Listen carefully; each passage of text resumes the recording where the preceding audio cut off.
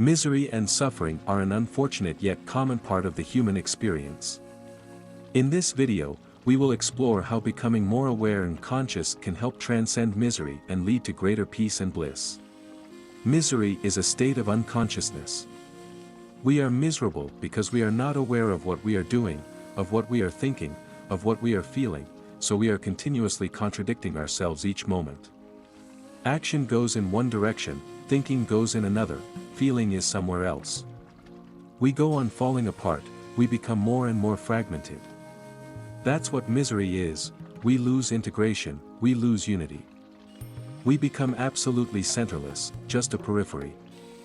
And naturally a life that is not harmonious is going to be miserable, tragic, a burden to be carried somehow, a suffering. At the most one can make this suffering less painful. And there are 1,001 kinds of painkillers available.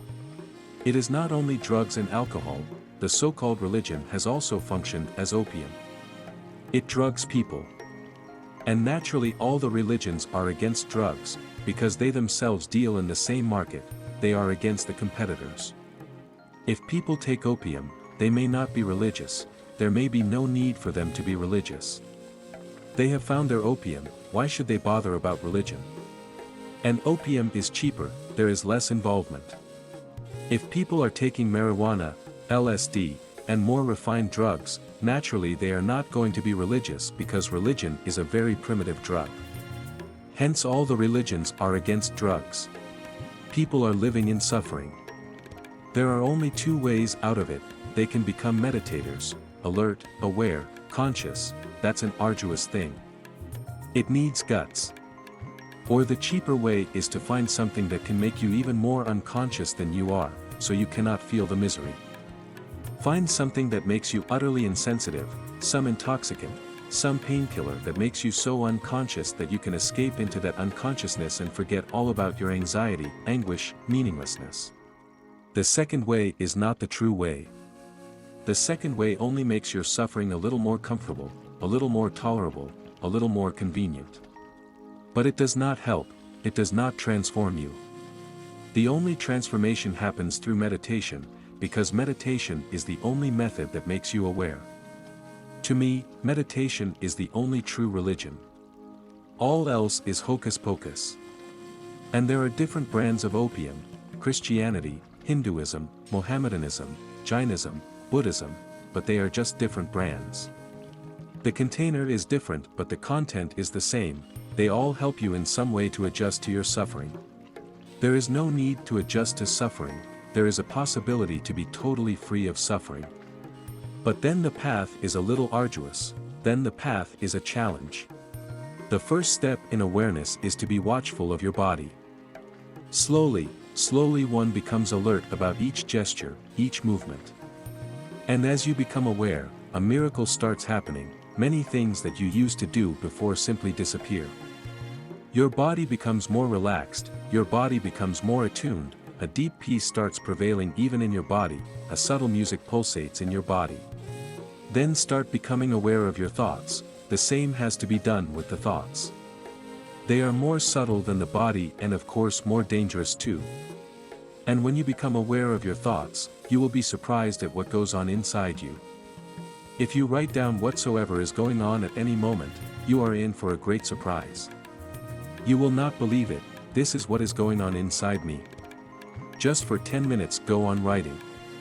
Close the doors, lock the doors and the windows so nobody can come in, so you can be totally honest, and light a fire so you can throw it in the fire, so nobody will know except you. And then be truly honest, go on writing whatsoever is going on inside the mind. Don't interpret it, don't change it, don't edit it. Just put it on the paper as naked as it is, exactly as it is. And after 10 minutes read it, you will see a mad mind inside. We are not aware that this whole madness goes on running like an undercurrent. It affects everything that is significant in your life. It affects whatsoever you are doing, it affects whatsoever you are not doing, it affects everything. And the sum total of it is going to be your life. So this madman has to be changed. And the miracle of awareness is that you need not do anything except to become aware. The very phenomenon of watching it changes it. Slowly, slowly, the madman disappears. Slowly, slowly, the thoughts start falling into a certain pattern, their chaos is no more, they become more of a cosmos. And then again, a deeper peace prevails. And when your body and your mind are at peace, you will see that they are attuned to each other too, there is a bridge. Now they are not running in different directions, they are not riding on different horses. For the first time there is accord, and that accord helps immensely to work on the third step, that is, becoming aware of your feelings, emotions, moods. That is the subtlest layer and the most difficult, but if you can be aware of the thoughts, then it is just one step more. A little more intense awareness is needed as you start reflecting your moods, your emotions, your feelings. Once you are aware of all these three, they all become joined into one phenomenon.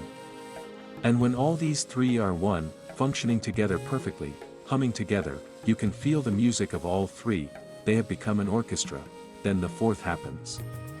Which you cannot do, it happens of its own accord, it is a gift from the whole. It is a reward for those who have done these three. And the fourth is the ultimate awareness that makes one awakened. One becomes aware of one's awareness, that is the fourth. That makes one a Buddha, the awakened one. And only in that awakening does one come to know what bliss is. The body knows pleasure, the mind knows happiness, the heart knows joy, the fourth knows bliss. Bliss is the goal, and awareness is the path toward it. In summary, awareness is the key to overcoming suffering and attaining bliss. Through meditative practices of observing our body, thoughts, and feelings without judgment, we can reduce the chaos and fragmentation that creates misery. As we become more conscious, our body, mind, and heart integrate and function as one orchestra. This opens the door for the ultimate awareness, where we awaken to the blissful experience of our true nature.